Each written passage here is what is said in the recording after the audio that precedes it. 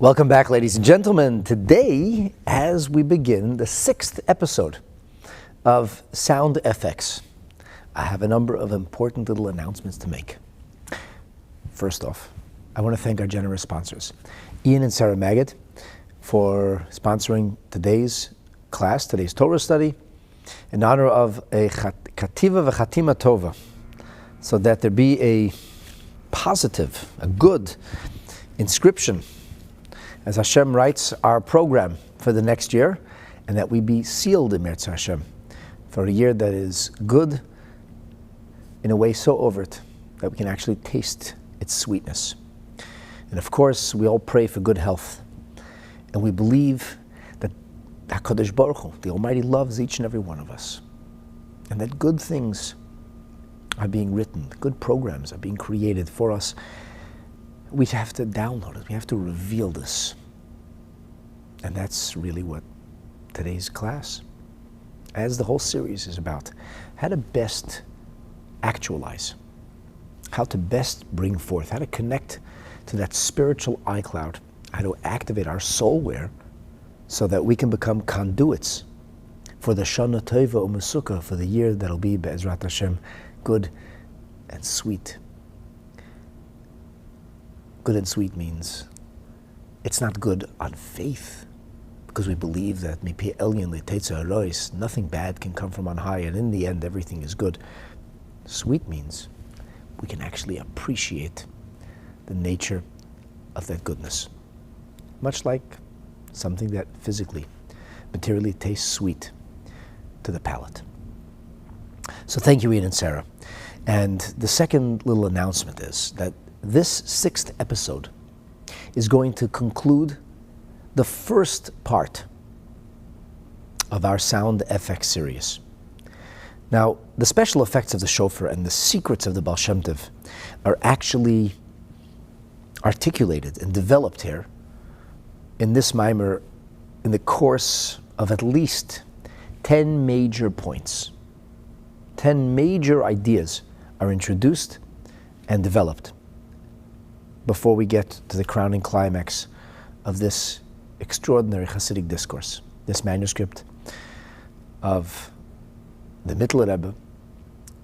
It's a mimer, a teaching, a discourse, a rumination of the Alter Rebbe, the founder of the Chabad movement, Rebbe Shneur Zalman of Le'adi, whose birthday is today, Chai Elul, and it distills the Shofar secrets of the Baal Shem Tov, whose birthday is also today on Chai Elul.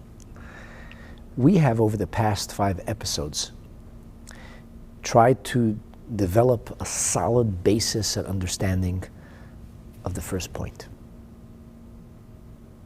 I'm not kidding. The first point of the mimer. In view of the limitations that we have of time, Be'ezrat Hashem, in the next week, we're going to kind of skip to the end of the mimer, and we'll study its crowning conclusion, its climax together. And perhaps at some future time we'll come back to the earlier points and slowly but surely fill in the missing gaps until we have this mimer in its entirety. But in order for you to have a most meaningful Rosh Hashanah this year, I'm going to conclude to try and elaborate and explain point 1 of the mimer, which will deal with really the simple sound, the unbroken sound, the Tekiyot, the cry of the Shofar. And then we'll head to the very end and we'll talk about the broken sound, the Shvarim and the Trua. And whilst it's not a complete thesis, my hope is that it'll give you enough information to transform your Shofar listening experience, your Rosh Hashanah, in a rich and rewarding way. So with those little announcements, let's get right back into it. We've been talking. Oh, I know, we're talking a lot, and I'm trying my best to share things which are very deep, very profound, extremely meaningful, but not easy, not simple at all. Sometimes people say, can't you boil this down into a couple of simple, salient points? And the simple answer is, actually no.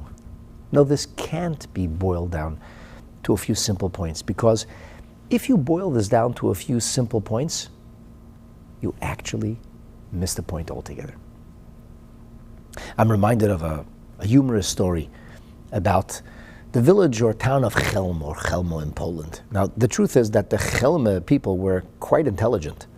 And as a rule, many scholars, Talmidei Chachamim, came from the city of Chelm. But somehow, just like in Canada, people make fun of the citizenry of Newfoundland. They call them Newfies. I don't know why. People made fun of the Chelmites. I never really figured out who popularized Chelm as a city of fools, but maybe it was jealousy of surrounding towns. I don't know.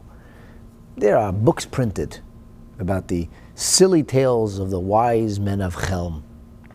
And there's this Chelm story about an impoverished fellow who sees the wealthy man in town eating blintzes. You know what blintzes are, right? Those crepes.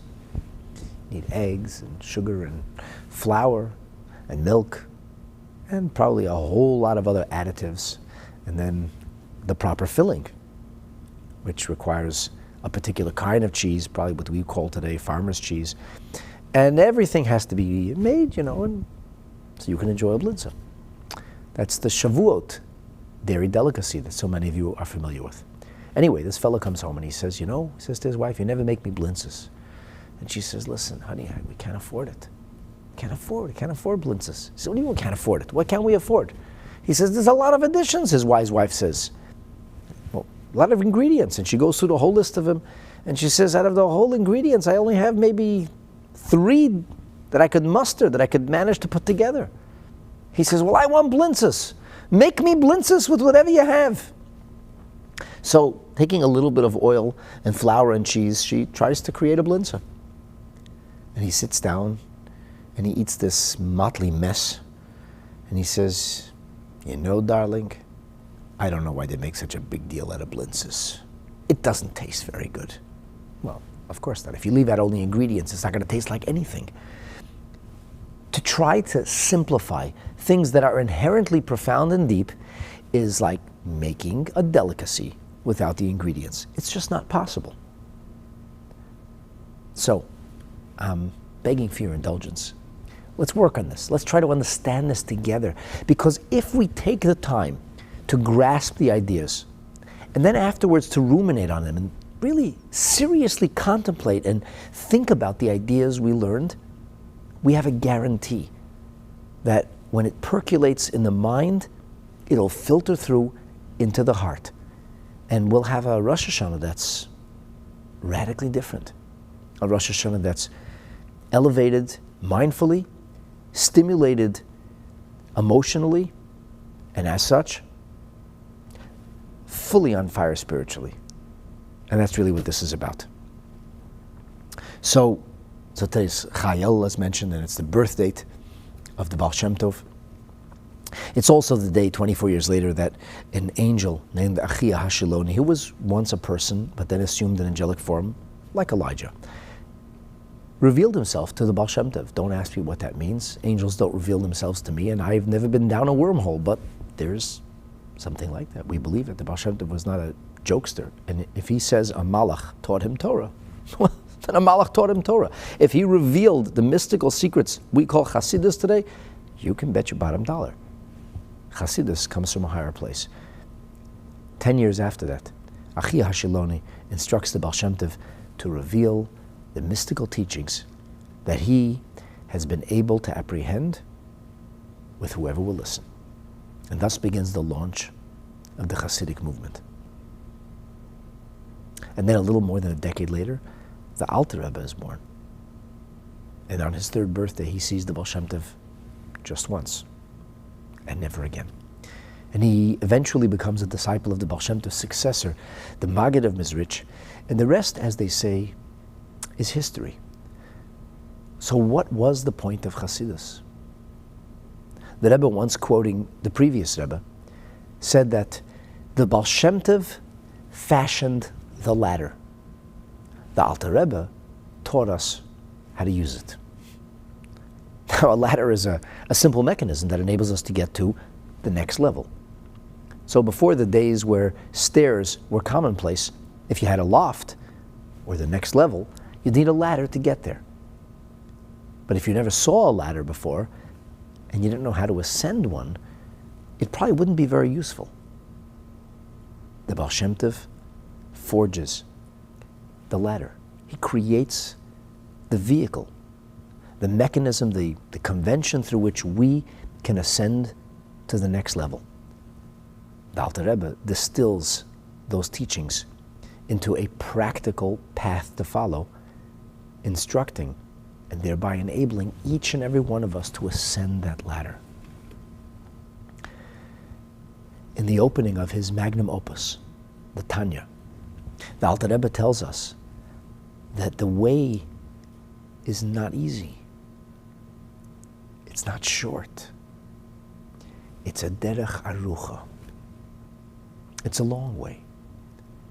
But it's arucha uktzara. It's the long, short way, because drawing on a parable which appears in the Talmud, you could have a short geographic distance to traverse, but then you come up against impossible obstacles.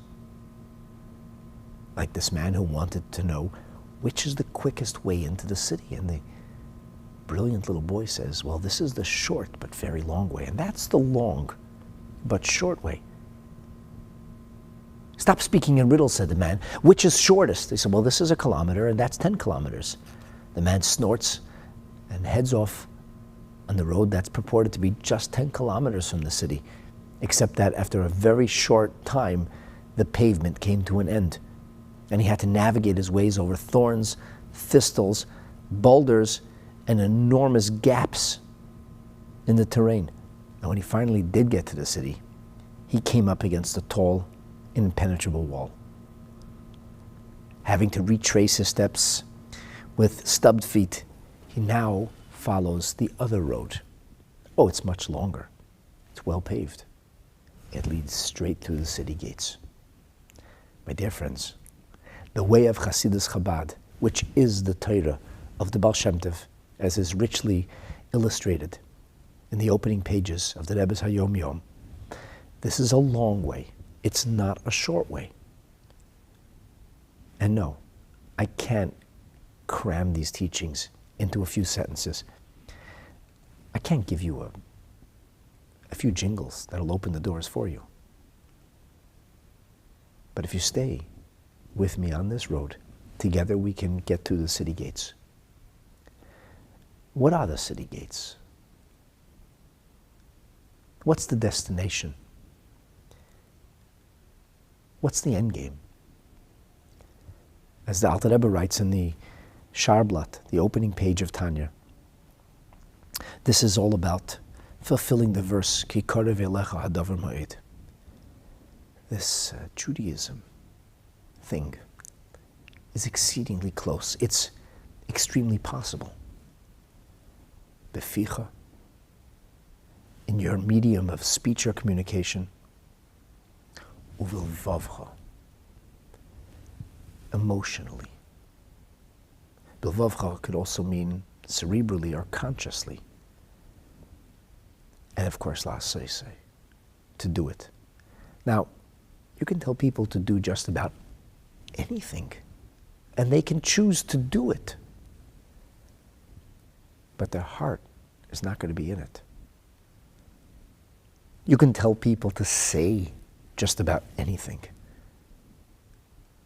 The question is, will it be a sincere expression, a real communication? Or will they just be repeating somebody else's words?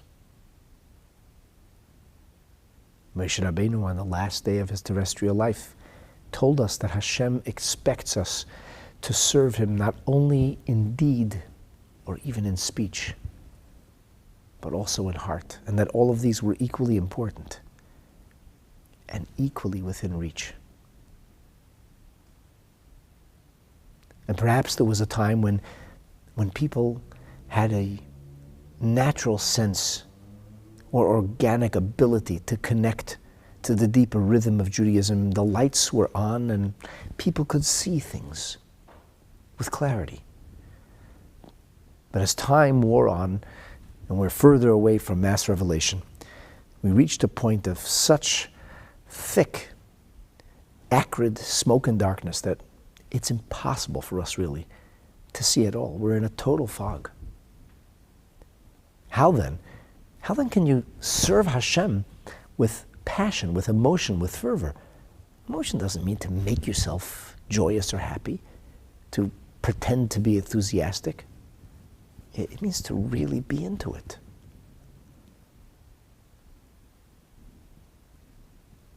I don't know what your favorite food is, but it doesn't matter. Do me a favor, think of your favorite food and think of being hungry. So if I put you together with your favorite food when you're hungry, how do you eat? The simple answer is with great gusto. You don't have to force yourself to eat. You don't have to say, well, this is really difficult, but it's the will of Hashem. And if I don't eat, I'll die. I really want to die, but I have to eat, so I'm going to force myself to eat. If that's the circumstances you're in, there's a good chance you have a serious illness and you got to get that looked into. For most people, eating comes naturally. Having fun or experiencing pleasure comes naturally. If you're just a normal, balanced person, and you meet your children after not having seen them for an extended period of time, you don't have to be told to get excited. If your spouse says, look happy, your kids just came home from camp, and you aren't actually happy to see your children, something's wrong. If you're a person who doesn't melt at the sight of his or her grandchildren, something doesn't add up. Those are natural emotions. That enthusiasm isn't an act or a show. Well, guess what? Your enthusiasm for Yiddishkeit is supposed to be sincere as well. You're supposed to be sincerely excited that we're in the month of Elul. You're supposed to actually be anticipating and looking forward to Rosh Hashanah with a sense of awe, a sense of amazement and wonderment. You're supposed to be engaged in the shofar blowing, in the solemn nature of the moment, along with a sense of deep gratitude, and even joy that you're able to do this. Imagine trying to tell a bride or groom coming under their chuppah, excited to be marrying the love of their life, you should feel special now. Well, Dad, I can't really feel special now. You sure? Yeah, you really should. You think about it, it's a big deal, you're getting married, you should feel special now. That's ridiculous. Who wouldn't feel special? My friends, that's how we're supposed to feel about a Yom Tov. That's how we're supposed to feel about the performance of a mitzvah. And as the Alter Rebbe says in Tanya, that's neged hachush. It goes against our nature.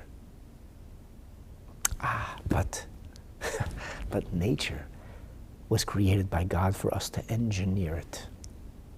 If we would naturally be as excited to study Torah as we were to eat food we deem delicious, we wouldn't get any credit for studying Torah.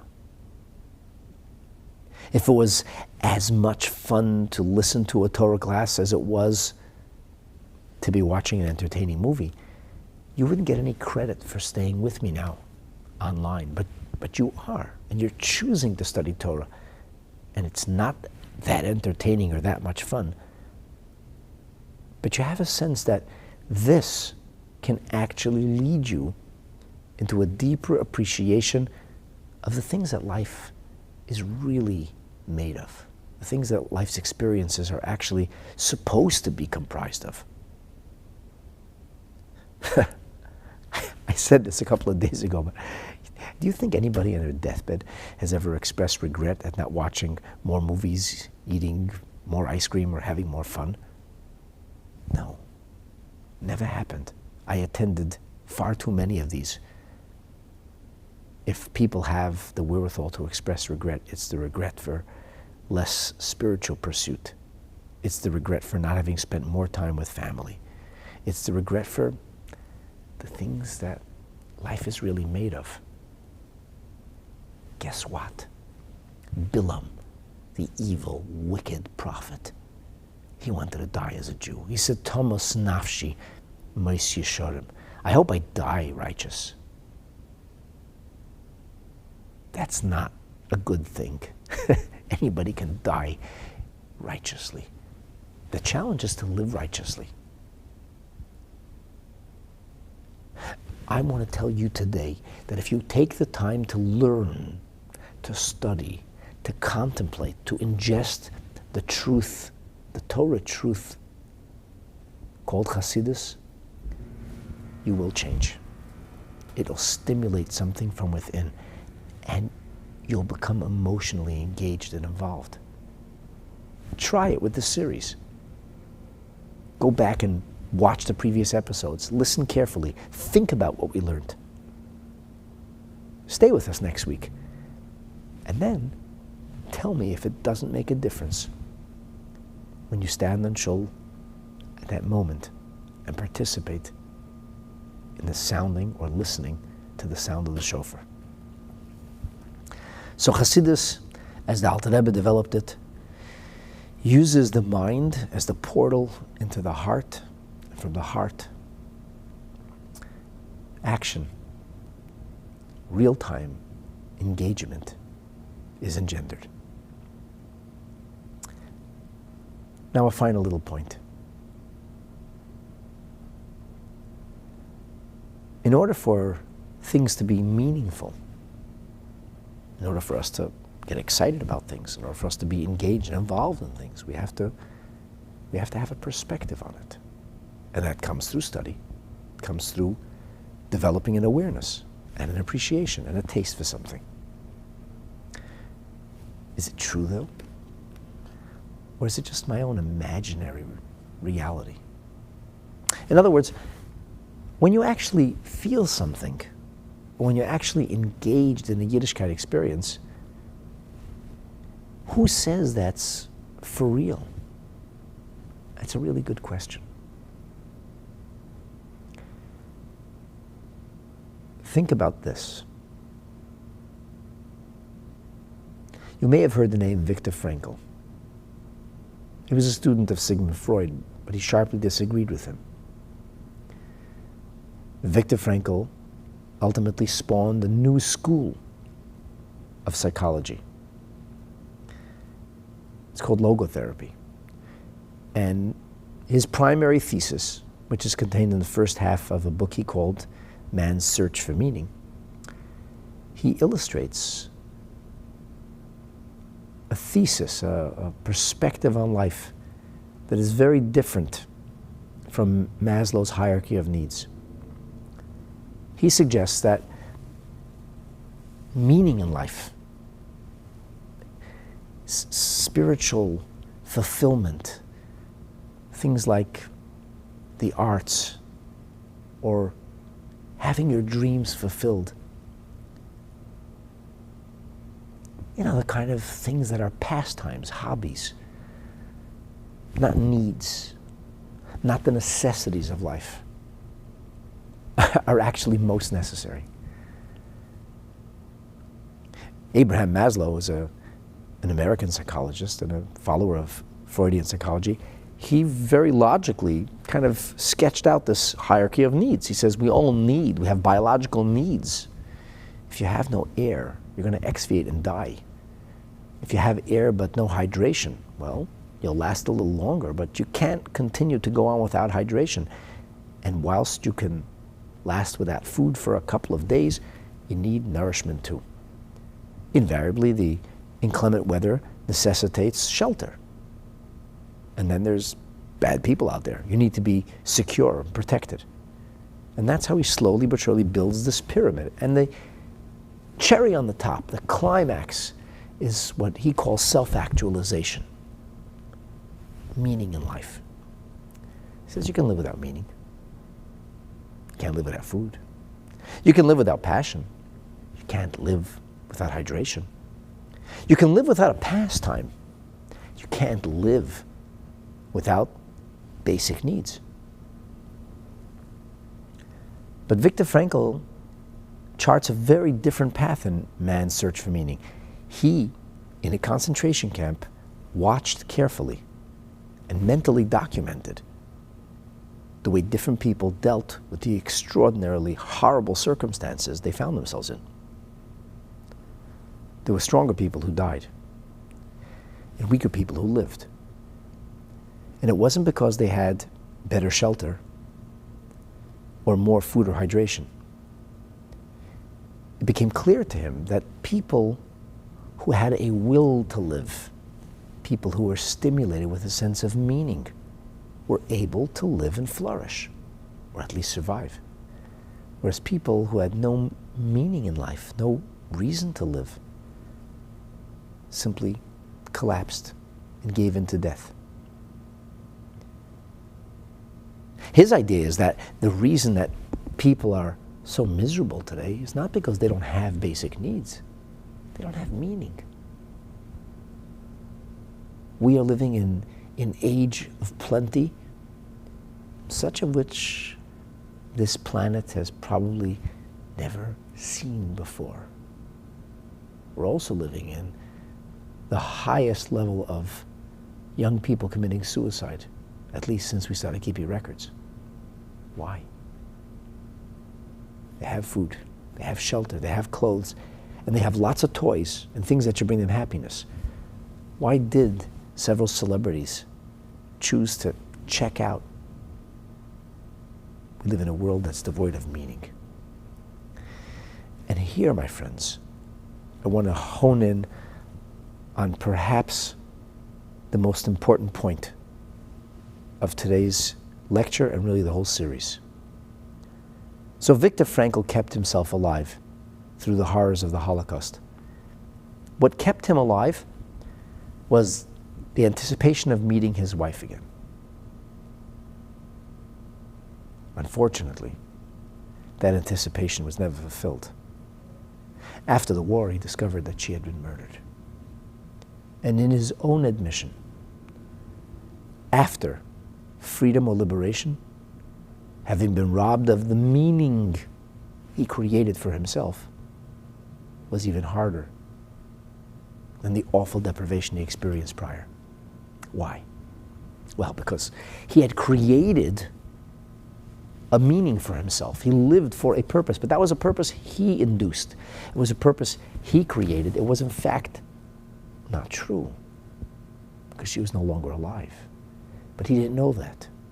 So he lived with this imaginary meaning, and when the imaginary meaning suddenly became a mirage that was unattainable, he collapsed.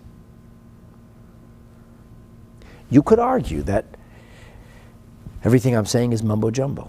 You could argue that. You could argue that these are just words, just ideas. Who says they're true? Who says they're real? Yes, of course, if you'll think about everything we learned today and then enter the shul or listen to the shofar with this in mind, of course it'll be a meaningful experience because you chose to make it meaningful. But that's not correct. Because when we are learning Hasidus from the masters of Hasidus, we're learning from people who actually had the lights on, from people who actually experienced these things. Rabbi Seinu Nesienu, our Rebbes and the great Tzaddikim, who taught us the sources of this teaching, were people who experienced it. That's what we believe as Hasidim. That's what we believe as Torah Jews. So how does that talk to us? Because I'm not a holy man. I can't enter the wormhole to get to the other side. I'm not capable of higher consciousness, and in all likelihood, you probably aren't either. This was the wonderful innovation of the Baal Shem Tov.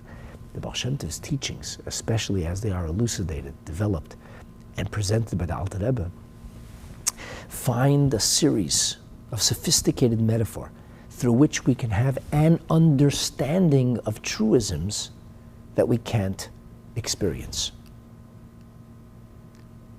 We'll never really know this We'll never really see it until Mashiach comes. But it's still the truth. And because it's the truth, and because we're learning about the truth, and because inside we have a neshama, it resonates with us. And that's why it's meaningful for us. That's why it stirs us. It's why it actually enables us to link up with our spiritual iCloud. It's why we're able to find these ideas resonating for us, because they're true. And because there's a part of us that knows that. This is similar to something I talked about, quoting a mimer from the Alter Rebbe, I think in the first episode of this series.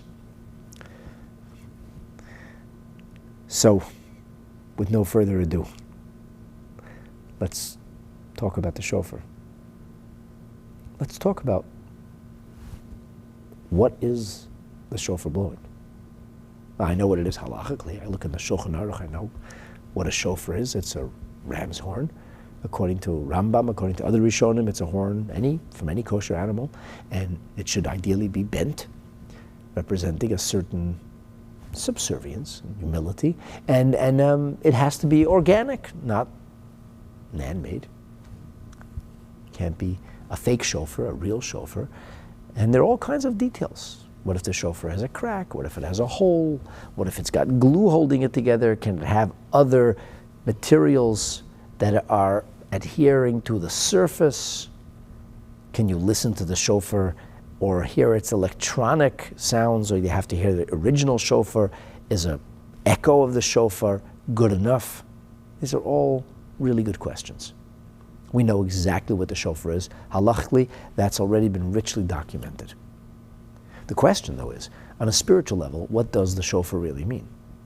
Why does God want us to blow a shofar? Or how are we supposed to be viewing or feeling it?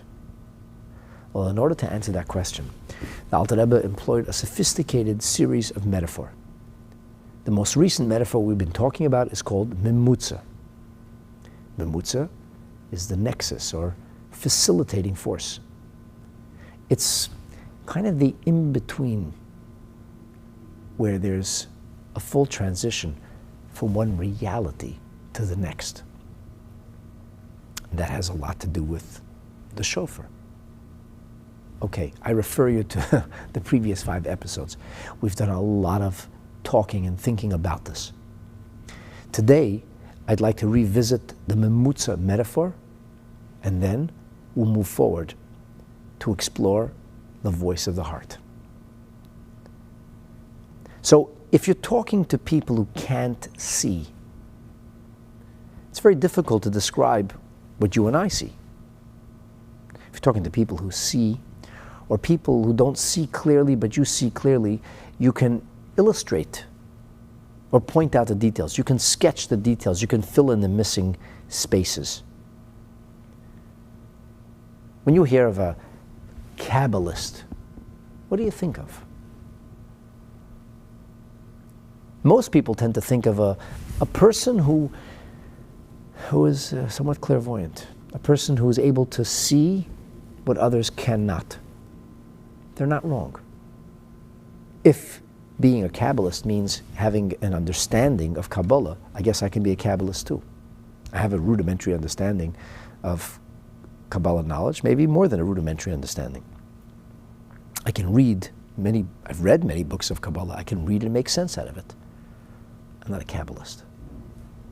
Not by a long shot. Invariably, real Kabbalists are extremely holy people. Extremely dedicated and subservient people.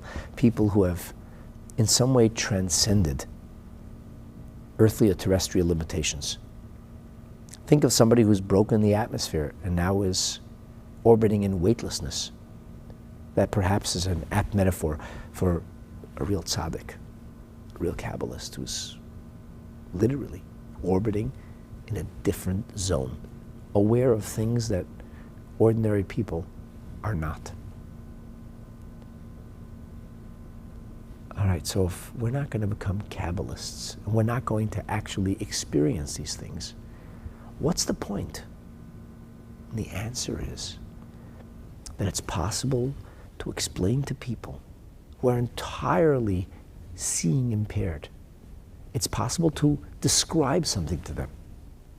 It gets, of course, much more difficult when these are people who are born blind, who have never seen color, who don't have any frame of reference to draw upon.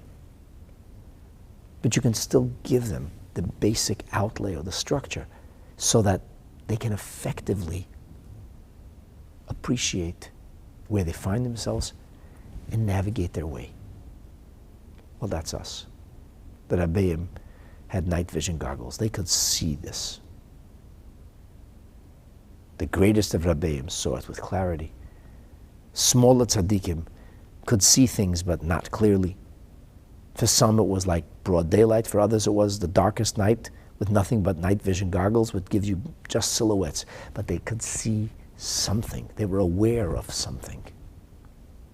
Whereas you and I are not. But what we can do is use metaphor of a different reality to try and appreciate and understand. And when we do this, in a real fashion, in a sincere fashion, taking the time to try to grasp things which are somewhat beyond our grasp, it becomes a reality. We can see it, if only in our mind's eye. We can visualize it, perhaps not in color or even in black and white everyday vision, but we can see it. It makes sense to us. You know, it's like you're explaining something to somebody and they go, I see what you're saying. Oh, you see? Yeah, what color is it? What's the shape? Like, you explain how to solve a particular mathematical problem. Say, I see, now I see it. What do you see? You're studying quantum physics. I see what you're saying. Do you see the quantum physics? Now, we can actually draw pictures of quantum physics today, although it's so microscopic, because we have the technology to enlarge things 1,000 times, 100,000 times, to the point where we can actually see what an atom looks like. We can draw a picture of a coronavirus.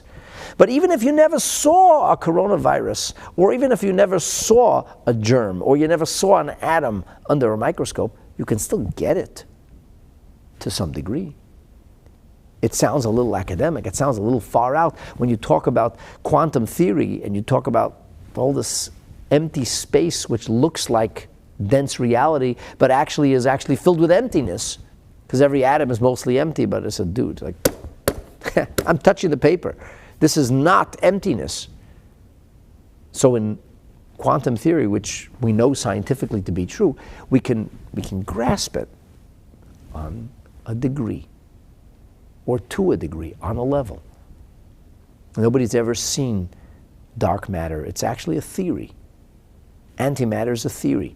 There's even a theory about something called extraordinary matter.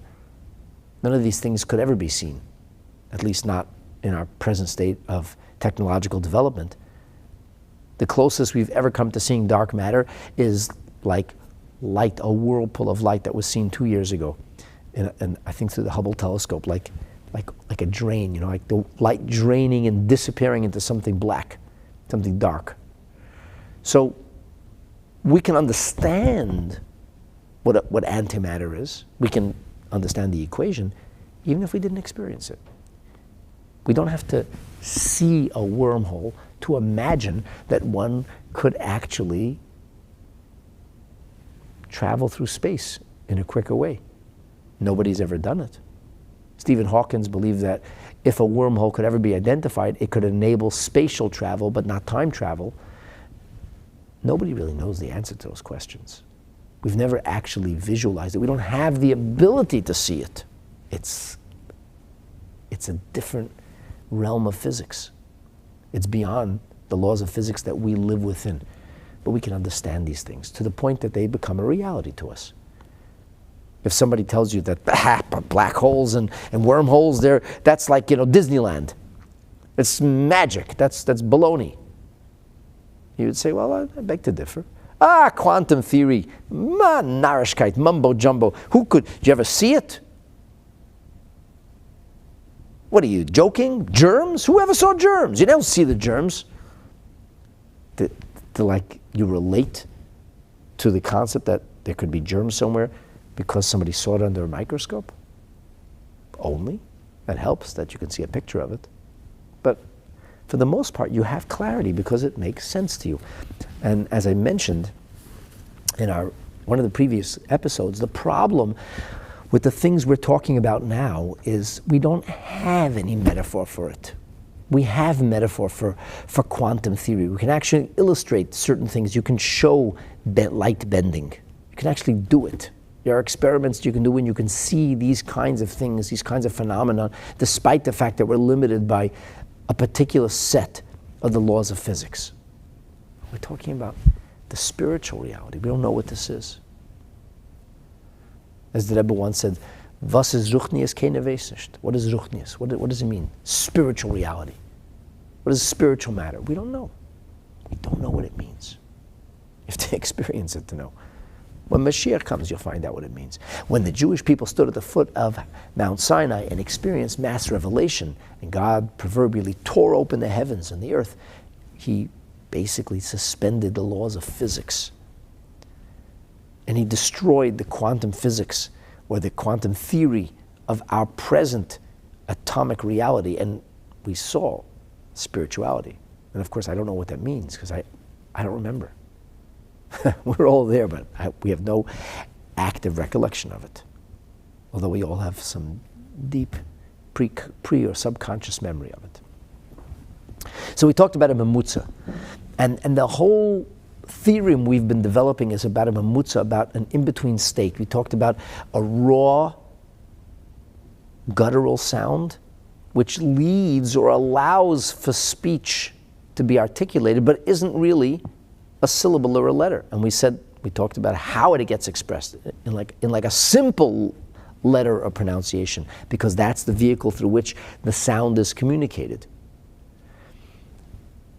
And we started to introduce the idea of Memutza, and one of the metaphors we use for Memutza is a go-between, a facilitator, that isn't simply a reality that can bridge two things, because it's not about bridging or mediating between two diverse forces. It's about one engendering the next by virtue of a Memutza.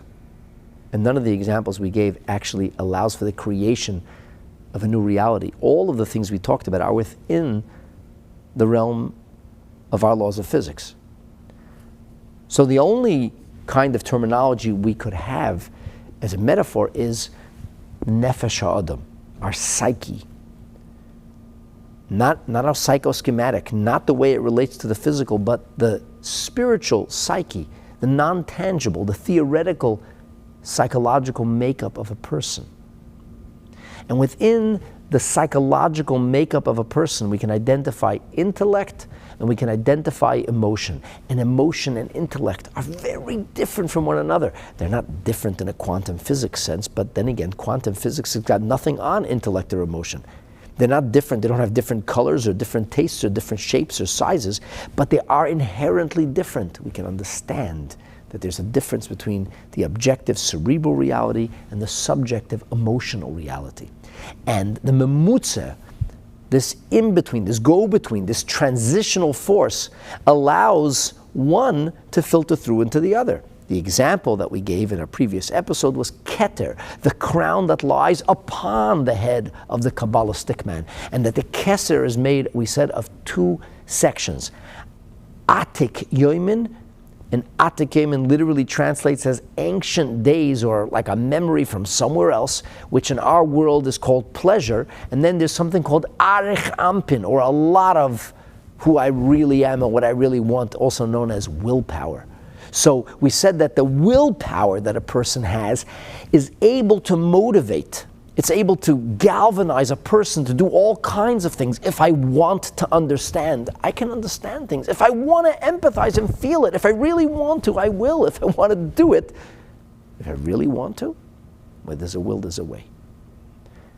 So ratzon, or will, is not a thought, an action. It's not coordination or digestion. It's something which doesn't limit itself to a particular organ or part of the body. When a person really wants something, whether it's a gastronomic experience or to discover a secret, we don't say my brain wants or my stomach wants. I want. All of me wants. All of me wants this particular experience, which comes to me through my palate or my stomach or through my mind or my ears. So, arech ampim, we said, is like kind of, it's like the details of a person. And HaTekiyot, that comes from a higher place. That's the source of pleasure, which none of us really know or understand why we work this way. And that's called the Memutza. That's what we talked about. Now, before we go further in the Alter Rebbe's Maimer, so I want to share with you a teaching. This is a teaching which initially begins to be elaborated on in some of the Middle Rebbe's writings. It really is fully developed by the fifth Rebbe, the Rebbe Rashab, and I'm going to share with you a snippet of a Maimer, that a Chasidic discourse that our Rebbe delivered on the second day of Rosh Hashanah in 1960. So, in this discourse, he touches on the idea of Memutza, the go-between. And the Rebbe references our Maimer. He says, we have this Maimer in the Sha'ar HaTekiyot, which is to understand Tekiyot Shofar according to the intentions of the Baal Shem Tov. And over there it says that the letter Aleph is a Memutza. Aleph is a Memutza. We talked about this in the second part and the third episode of this series. Aleph is a Memutza. And it's the Memutza between koil, between sound, and between dibur, between communication or articulation. Shahakoil nimshach mehevel halev, the voice comes from the proverbial breath of the heart, or the force of the heart, which we're going to talk about today, and then it filters through into communication.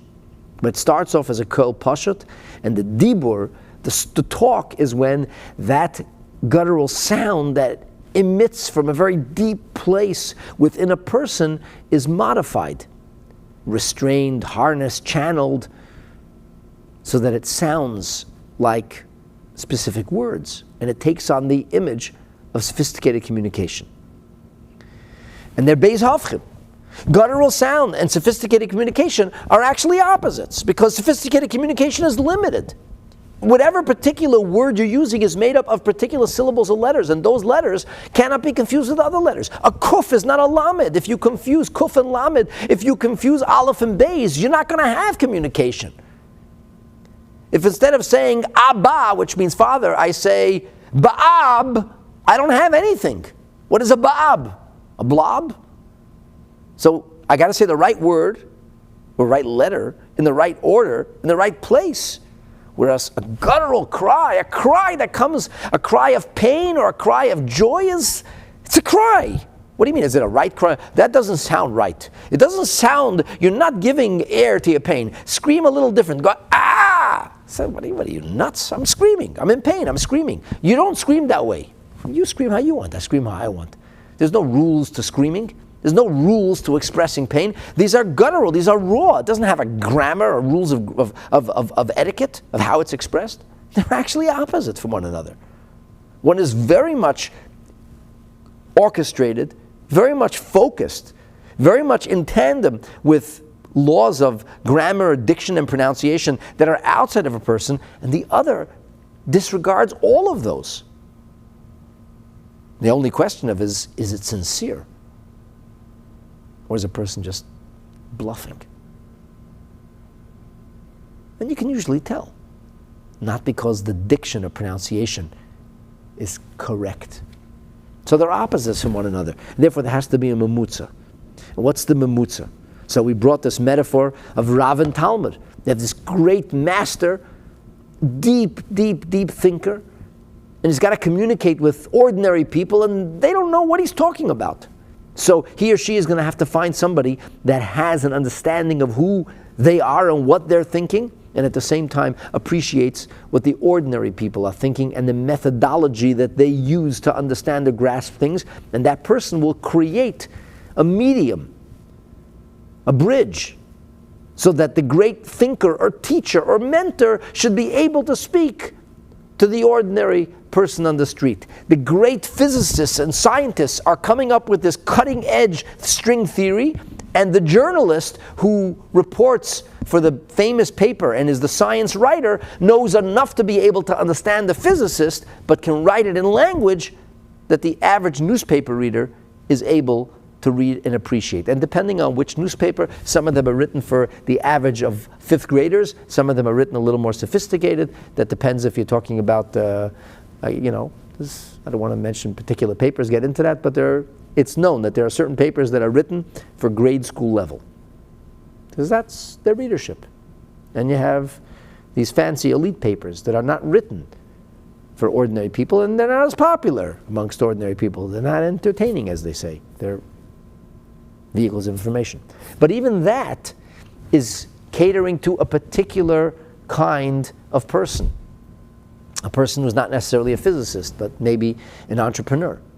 Somebody who's educated, but isn't immersed in a specific discipline.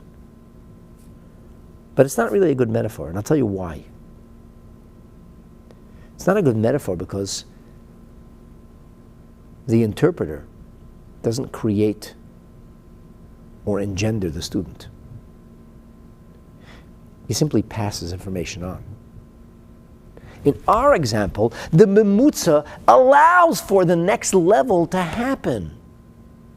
So we're kind of stuck. This is not working for us. So the Rebbe goes on to say in the Maimer that the Memutza between Koil and Dibur, the Memutza between sound and voice, is actually different because the sound, assuming a simple sound, can then become a sophisticated sound. And that's the Ois Aleph. And I refer you back to the second episode of the series. So he says, even though we call the Keter, even though we call that a Memutza, the truth is that the Keter is not an apt example for Memutza. Why not? So the Rebbe says, let's talk about even the names. Even the name HaTekiyot. What does it mean, HaTekiyot? Atik means like removed, separated. But it's the thing, it's ne'atak, it's separated from this. And even when the word ha'ataka means to take it from one place to the next. And here we have an interesting example of this. Like in the book of Mishlei, in the opening of the 25th chapter of the book of Mishlei, there's a bit of a switcher. So Mishlei are mishalim, are metaphors that were written by, or documented, conveyed by King Solomon in his wisdom. It's proverbs, metaphors, parables. And then in chapter 25 it says, Gam Eila Mishlei Shlomo. In other words, that the following sayings, the sayings that we get introduced to in the 25th chapter of Mishlei, do not differ substantively from the previous collection of Solomon's proverbs. But there's something different about them. What's different about them? Asher ha'atiku anshe Chizkiah melech Yehuda. This was copied by the people of Chizkiah, who was the king of Yehuda. What does it mean it was copied? It was copied means, according to the Mitzudot Tzion, it means Kosev Hadvarim. The person who's writing these words is actually copying them from something he heard or read. It's like copying from one thing to the next. And even if you're rephrasing an idea, you're just plagiarizing, you're just copying. It's not really creative, it's not new, it's not fresh, it's not different.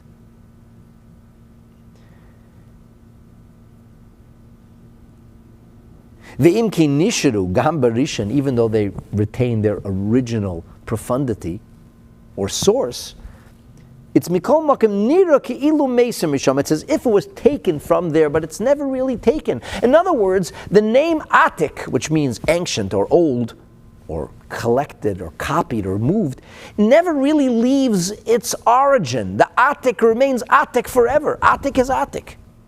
So if Atik, a higher level of Keter, remains a higher level of Keter, and the lower level of Keter, which is called Arach, which represents the idea of will, but the will never attaches itself to a particular part of the body, and as such, the Rebbe says, the idea of Arach is never really connected to the specific details.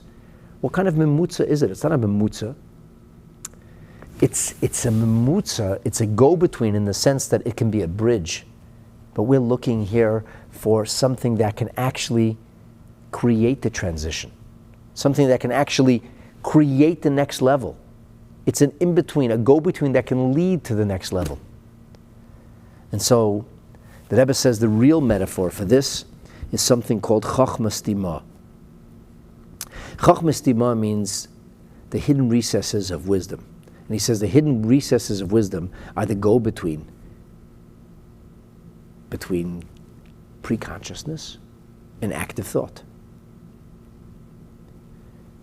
And here we go for a paradigm. The paradigm is the koyach hamaskil, the power to think. So the power to think is not a thought. Because the power, the ability to intuit, the ability to come up with an idea, to grasp an idea, has to be amorphous. It has to be colorless. It can't have a specific frame or set of laws that it operates within. Otherwise, it will only be able to understand what's within its frame, what it's framed by.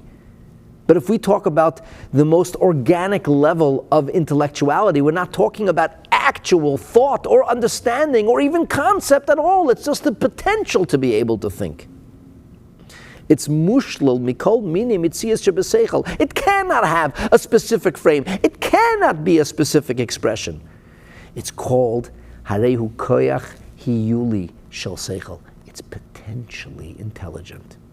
Potential intelligence is not intelligence. A person might be vexed by a particular problem. They say, I think I have a potential solution. What's the solution, you say? The guy says, I don't know yet. I'm not sure. I'm not sure. Something is clicking. Something's making sense. I don't know yet. I have to figure it. I have to get this. In other words, the idea is born, and when it's first born, it doesn't even have length and breadth. It doesn't have character yet. It hasn't been expressed or developed. Anything which already exists on some level is no longer potential. It's not the potential for something. It is the thing. But this is only a potential. However, at the same time, it's potential intelligence. It's not potential emotion. It's not potential chocolate cake. It's potential ideas, the potential of thinking. The possibility of all possibilities in the realm of the intelligence, not all possibilities in the realm of the emotions, or the taste, or visually, or audible. It's not that kind of reality. So, this koyach hiyuli is actually mushlal. It's what we call removed from any kind of actuality. What does it mean? So the Rebbe Rashab, the fifth Rebbe, in the famous Hemshech of Tafresh Samach Vav, a series of memorim delivered beginning in Rosh Hashanah in 1905. So early on in this incredible series, which is called, Yom Tov Shel Rosh Hashanah Samach Vav, he speaks about the idea of koyach hiyuli, and he says that we're talking about something that exists behelem, in a latent state, not an actual state. It's eine bebechinas gvul v'shir. It has no limitation. It has no actual expression. And what's the example for this? So, the Rebbe Rashab says one of the examples for this is you have fire, energy, which can be doused, which can be extinguished, and then you have the flint stone, from which fire can be brought forth. Now the flint stone is very specific. It's the potential that allows you to bring forth fire.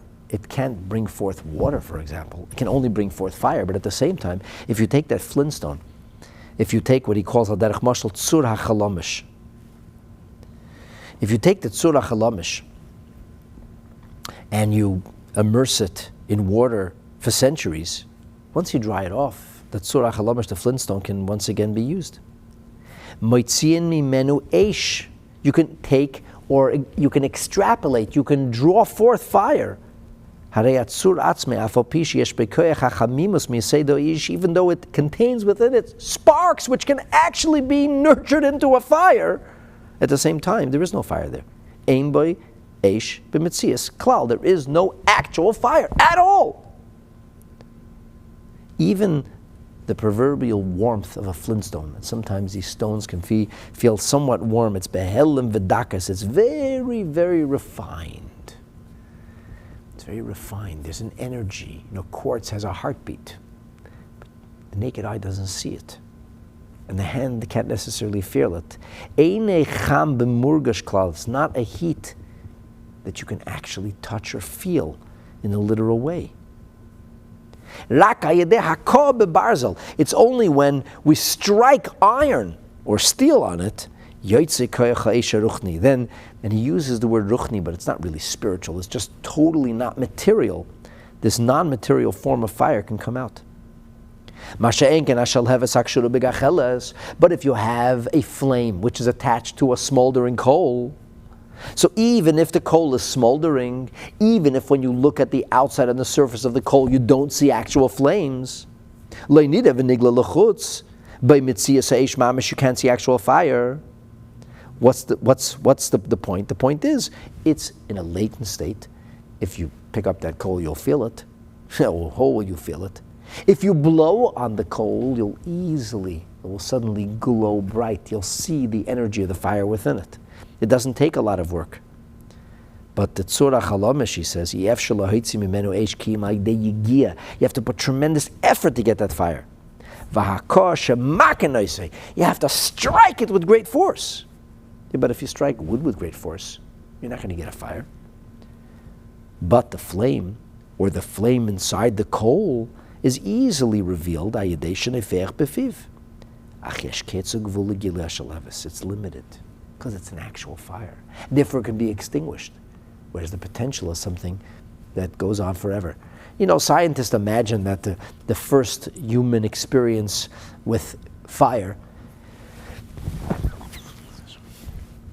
probably came from glowing embers from a natural fire. They assume that maybe there was a lightning or a volcanic eruption.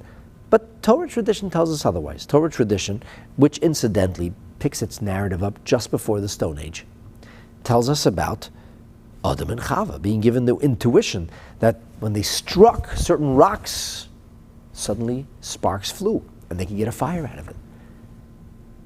When did that happen? It happened on the night of the 8th day of creation. The first Matzah Shabbos, Saturday night. It got dark for the first time. Because during the 6 days of creation, there was no physical darkness as we know it. There was no real absence of light. And during the first Shabbat, planet Earth remained bathed in an unnatural glow. But Shabbat ended, and darkness descended, and Adam was terrified. He had never experienced darkness. And Adam and Chava were given intuition, and they found a rock, and they struck the rock. And what happened is sparks came forth, and they were able to nurse a fire from that. Well, in the scientific view, sometime during the Stone Age, upon fashioning tools out of stone, our ancestors noted that striking certain rocks against each other produced sparks. Now, of course, this is just postulation. Nobody is giving you an eyewitness report. We're scientifically trying to imagine, how did this happen? Okay, we have a Torah narrative. But even science comes up with the same conclusion.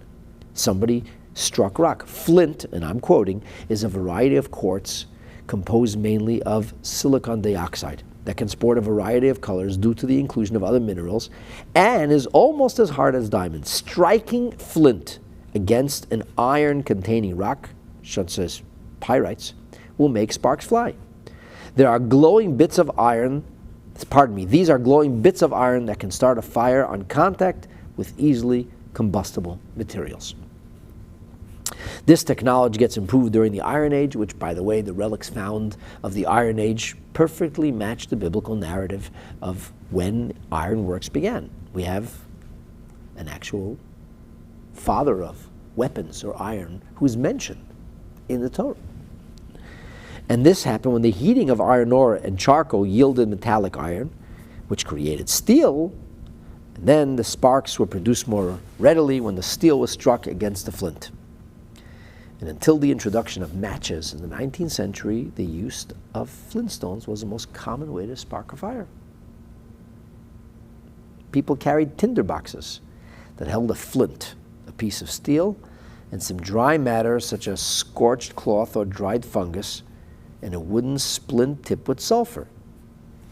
With a little experience, striking the flint with the steel and blowing the sparks onto the timber produced a flame that would ignite the splint, which was used to light a candle or kerosene. There you have it. That says Chassidus, that is an apt metaphor for the Memutza. Because in truth, if it contains any kind of actual fire, which are electrons, brought forth, separated from their source, once electrons are released, then they're already limited to fire. It's not potential fire, it's fire.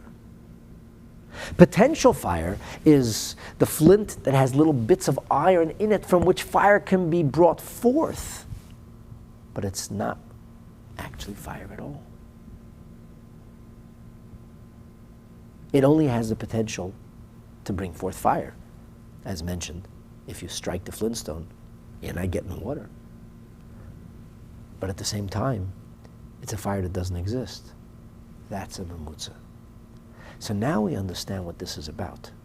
A Memutza really and truly is a mechanism that at once contains something of what is about to be created, but none of it's actually been brought forth. It contains it potentially, not actually.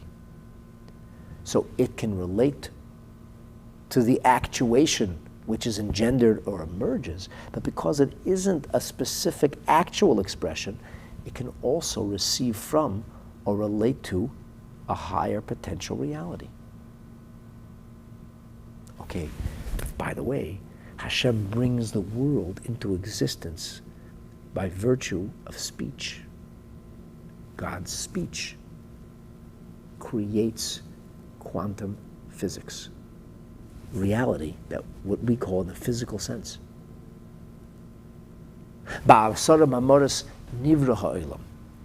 What then was, if you will, the Memutza? Where did it begin?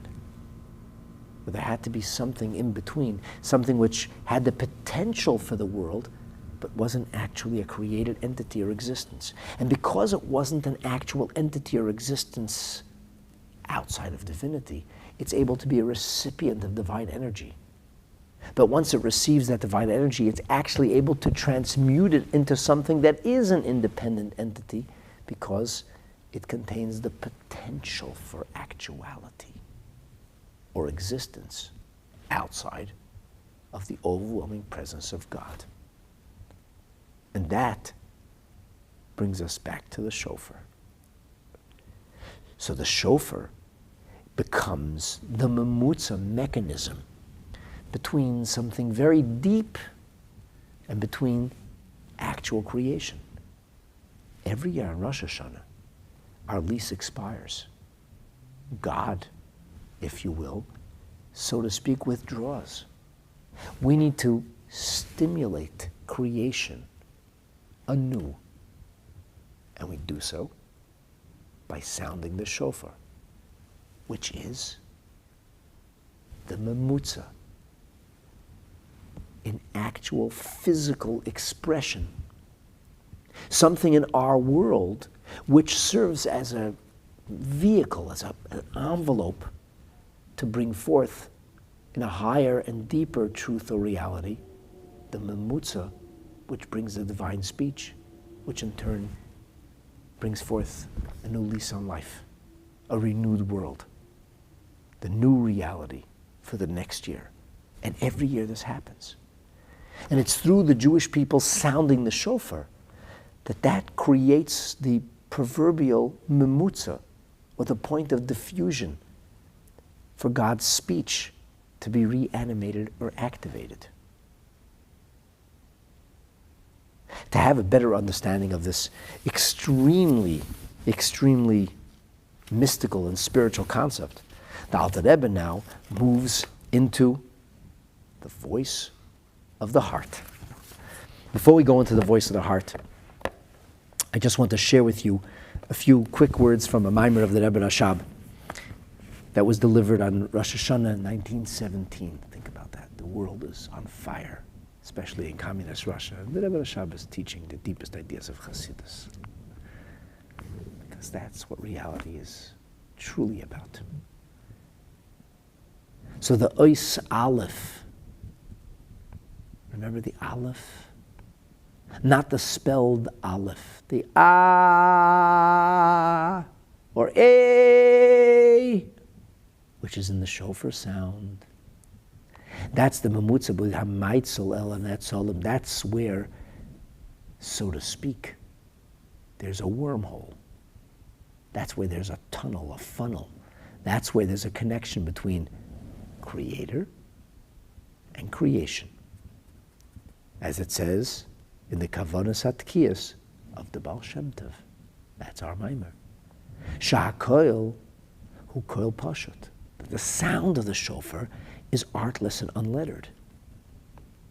The eini begeder oisius hadibur. The shofar doesn't speak to you. It can't speak. It's not possible for the shofar to, so to speak, mouth words. No shofar can ever issue articulate speech. It's the world's oldest wind instrument. Because speech is havaras michulakis. Speech involves enunciation, diction, pronunciation, a specific harnessing, and a specific expression of sound. Shofar can't do that. Tzarich liyas memutza. We need a middle ground, a facilitator, an enabler. And that enabler has to be kol mibeis. And that's what this Memutza is about. And the Rebbe Sham goes on to very richly develop this idea. And he says that we're really talking about the koyach hamaskil shebenefesh, because the potential for intellectuality is not actually smart. It's not a specific wisdom. It's just a koyach hiyuli. It's a potential for wisdom. It can't be wisdom, because any wisdom is framed within a particular frame of its field of endeavor. But this is something which is much more essential and intrinsic, but it can only yield or lead you to intelligence. That's what its potential is for. A koyach hayuli, says the Rebbe Rashab, a potential. When something is in a latent or potential state, it's mushlo mikol hagiluyim. That necessarily means it isn't already articulated or expressed, because once it's articulated, you can't put it back into the box. It's already left the barn. It has already a specific form. It's no longer potential. Now it's been actualized. And that is represented by the Aleph. As we said several episodes ago, because the Aleph has a Yud on the top and a Yud on the bottom and something in between, and it represents that wormhole, if you will, where there's a transition, where things go from one level or from one reality to the next. So the Rebbe Rashab now, the Alter Rebbe now illustrates how this truth is expressed to us not only in the transition of objective intellect to subjective emotion, but it actually, which is not seen in this world and we can't activate it anyway. It happens all the time, but it's an intangible. There's a moment, theoretically in time, where we transition from pure intellect into bias or opinion, but it's very hard to put your finger on that. We can illustrate it only in a conceptual way. But when it comes to actually stimulating a feeling, a midah, so say I have a midah. I've thought about this and I've developed a clear understanding. And when I developed a clear understanding of this incredible spiritual concept, it woke something up within me. And now I have a raging excitement and a tremendous enthusiasm, and I want to scream, I want to express it. So I'm making noise. And it's going, min hamidos la'oisius hadibur. You know, we all have a need to communicate. We have a need to share our feelings sometimes. We all crave that. We want to share our feelings. We desperately want to be able to, we want to be able to express ourselves. As a great American hero said before the British hung him, his name was Patrick Henry, he said, "Give me liberty or give me death." Freedom of expression, something that people tremendously crave. They want to be able to talk. Imagine the torture of having sentiment but not being able to express it. I once spent a few hours with an older man who was a Talmud Chacham. A funny story how he ended up with this person. And he was sharing with me how when he had a stroke and he wasn't able to talk, how painful and frustrating it was, and yet at the same time, how his mind ran free. And he remembered all the things he learned as a youth.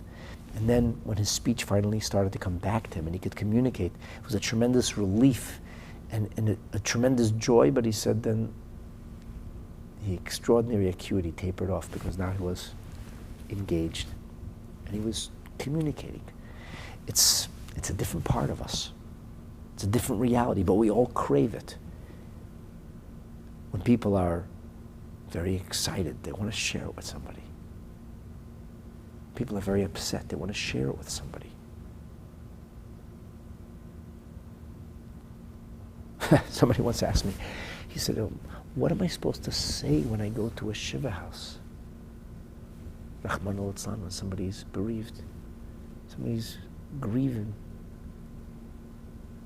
I said, what are you supposed to say? Nothing. He said, what do you mean? I came to give comfort. He said, the halacha ordains that you can't even say anything, can't open your mouth until the aval is peseach. I said the most important thing is not to say, it's to be there, to listen. I said, if anything, you can try to say things that will help the person express themselves. Sometimes people engage in a dialogue and it helps them express themselves. People need to express that. But from a raw emotion to articulate or sophisticated speech, there's an enormous gap. Emotions don't follow any rules of grammar. They don't sound like anything specific. They don't use mediums which are outside of them. It's how I feel. So there's a voice, but it's a voice in the heart. A voice in the heart is silent. You're screaming, but nobody hears. You're shouting, but nobody can listen because it's a voice in your heart.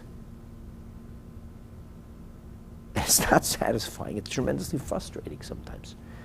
Incidentally, there's a study done about 10 years ago that clinically proved that when people vent, which supposedly helps them get rid of their anger, what they're really doing, according to Chasidic, is creating kalim, and eventually you're actually making things worse when you vent. But eventually you run out of steam. you only have so much steam, eventually you run out of steam. But they said that venting can even happen intellectually, in your own mind, your own imagination. You can vent at somebody without ever saying the words and spend all the energy venting because you're creating communication. Somebody doesn't actually have to listen to it. But it's more satisfying when you can share it with somebody. So, min amidis la'isius hadibur, the Alter Rebbe continues that with this maimer. Hainu mehevel halev. He calls this hevel. Hevel is like air, like mist, like energy. So there's an energy, there's a gas, there's a mist, there's something in the heart, a voice in the heart. It's a koil pashut. The voice in the heart is a simple one. It's an unlettered, it's artless. It doesn't have any specific pronunciation or diction or syntax.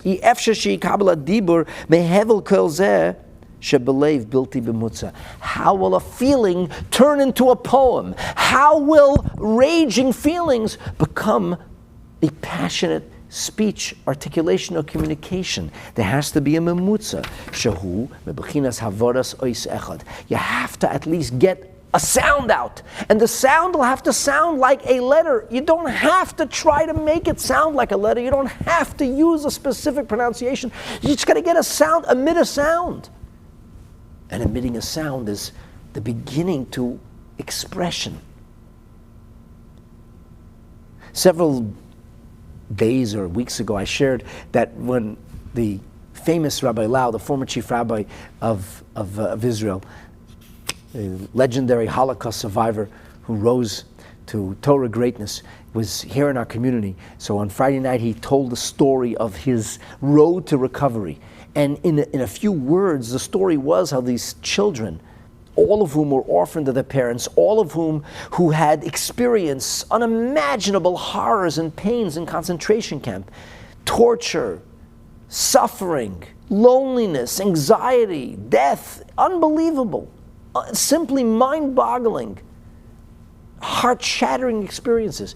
And he said he didn't cry. He's a child, an 8-year-old child, didn't cry for 2 years. A child who didn't cry. And they couldn't express themselves. It became like a deaf mute, like he was a zombie, he said, just functioning. And then there was these philanthropists that came, I think they were somewhere in France, like a DP camp or a home, and these different philanthropists came and were going to get up and speak about their philanthropy, and the boys were raging, they were angry. The world had abandoned them, left them to their cruel fates, and now people were coming along and making speeches, and they put their heads down. They refused to look at the speakers. And then he tells the story how there was, I don't remember if it was a man or a woman who had taken care of these children, and he or she gets up to speak, and they were overwhelmed with emotion and they couldn't speak, and all this person, he or she said, was kinderlach, like in a weeping voice, kinderlach. And then one of the boys started to cry, and it was like infectious. Another boy started to cry, and then a third, and the way he described it, it was like they were sitting outside, I think. I don't know if it was 50, 60, 100 boys with their shaven heads. And they all began to scream on top of their lungs, venting, giving ear to the pent-up pain and suffering and emotion of years. And he said that was their beginning of their return to humanity. So before they could speak about their experiences, and we know today in modern day psychology, you got to get people to speak about their experiences. That's like a basic mechanism of therapy today. To talk it out, to speak it out, to deal with stuff, not leave it buried inside. And we're able to deal with it by articulating it first. But oftentimes, the first thing that's needed is just sobbing, just a basic cry, just a basic allowing the emotion to escape, allowing the voice from the heart to become audible. And that leads and engenders the speech that follows. It's exactly what Alter Rebbe is talking about here. It incorporates the general idea of speech, because when a person is crying, weeping, wailing, screaming, shouting, yelling, because the speech is the last level. It's when the words, the sound is coming out, but the sound is being modified by the various mechanisms of the throat, the palate, the tongue, the teeth, and the lips. The various gates through which it has to, so to speak, escape, and the way the word is formed within the mechanism of throat, tongue, and jaws. So that's the way the word comes out. So he says, so the hevel alev is mischalik behei mitzois hapeh. Remember, we learned about that in the beginning, those 5 different expressions. We said that letters like aleph, hey, ches, and ayin come from the garden, come from the throat. Let's try it again. We did this a few episodes ago. Open your mouth, try it. Say, ah, the sound of an aleph, the sound of a hey, ha, the sound of a ches, ha, the sound of ayin. No problem. Now, try to say bays with an open mouth. Go ahead, try. Not possible. Try to say vov. can't, because vav comes from your lips, and so does mem. You have to press your lips together to say mem, or pay. Pay. You need to press your lips to say pay. You can't try to open your mouth or even open your lips and say pay. You can't. So in other words, for me to say aleph, I need to be using my throat to be able to issue forth the ah sound. I need to be using my tongue for lamed, because the L rolls off my tongue. And I need to have a fey, which is the soft pay, that's through my lips, aleph. When I said aleph, I wasn't thinking throat, palate, lips. I just said aleph. But what leads to the aleph is the voice in the heart. And the cry, ah! A simple cry, not a made-up cry, a real cry, an organic cry.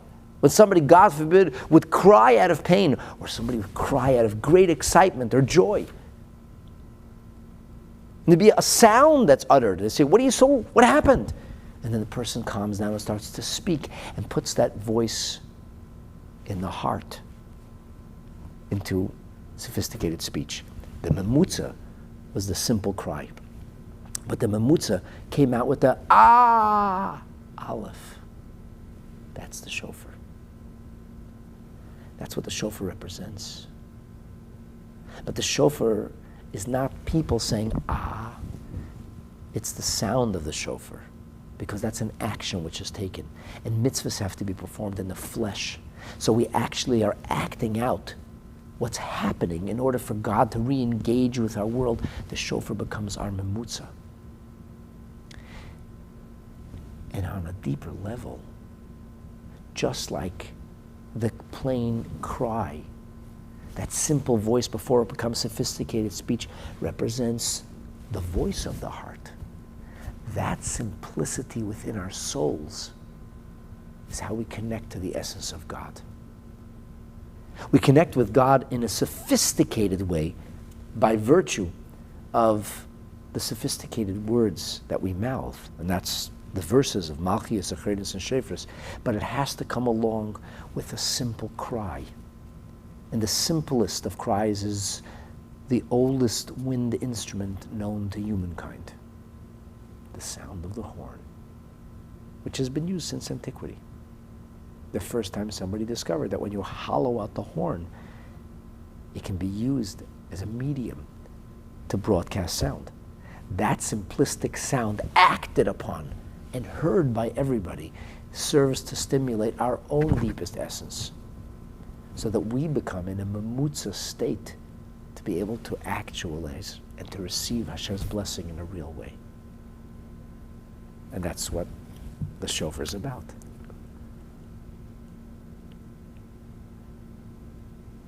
So this is about discovering the memutza, the havaras eis aleph, that simple sound.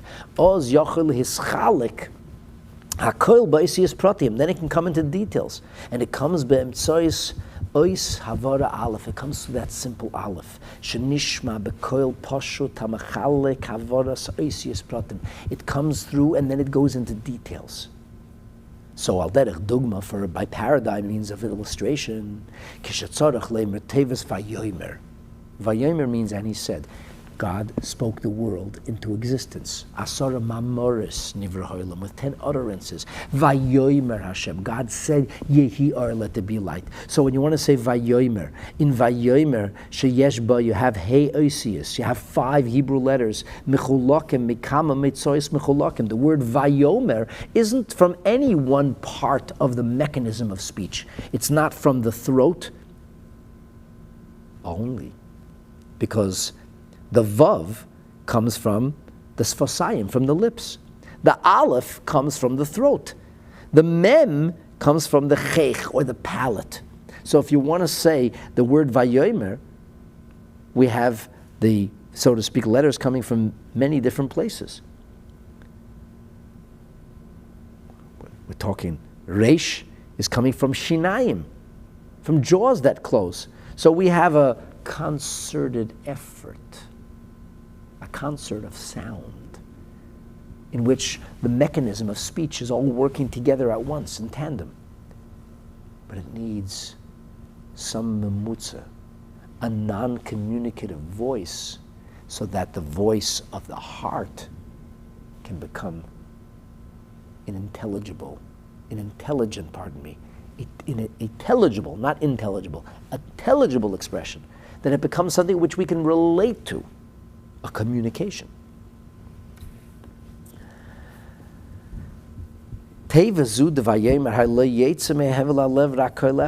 heart, all you can get is the simple ah or a, the sound of the aleph. But that sound can be mischalek to the different mitzoes. And that leads you to be able to say that word. And now we understand the Memutza. And this is the first point in a 10-point mimer. This is the first point of the mimer. Now, it's taken us a lot of time to chew through and digest this. So, it's a point. It's a point. And we talked about something which we still don't really know what it is. We don't understand how Hashem speaks the world into reality. But we can understand about the myriad of levels. And we can understand about Memutza, or middle ground, or middle point. And we can understand how whilst there's an element of our own souls which is so deep and so profound and connected to God that it can't be expressed at all.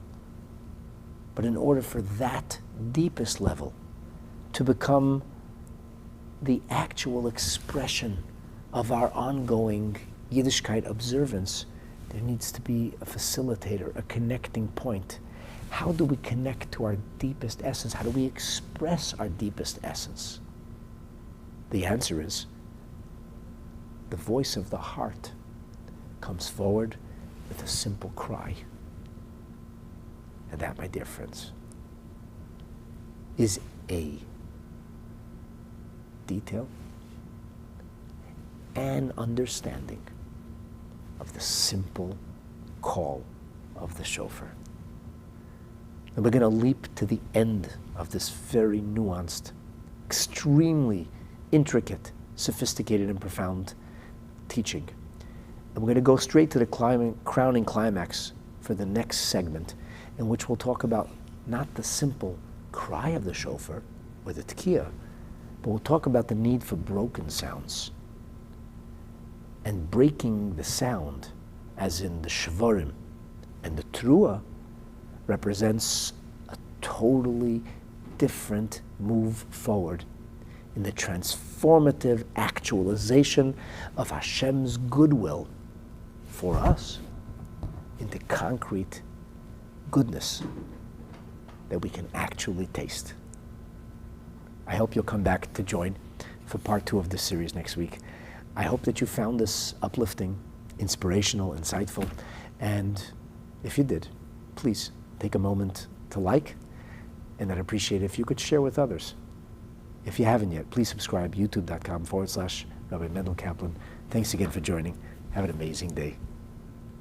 And may we merit to hear the great sound, the greatest, most beautiful sound ever, the sound of the shofar of Mashiach, b'mheira u'biyamenu, speedily, and in our days. Amen.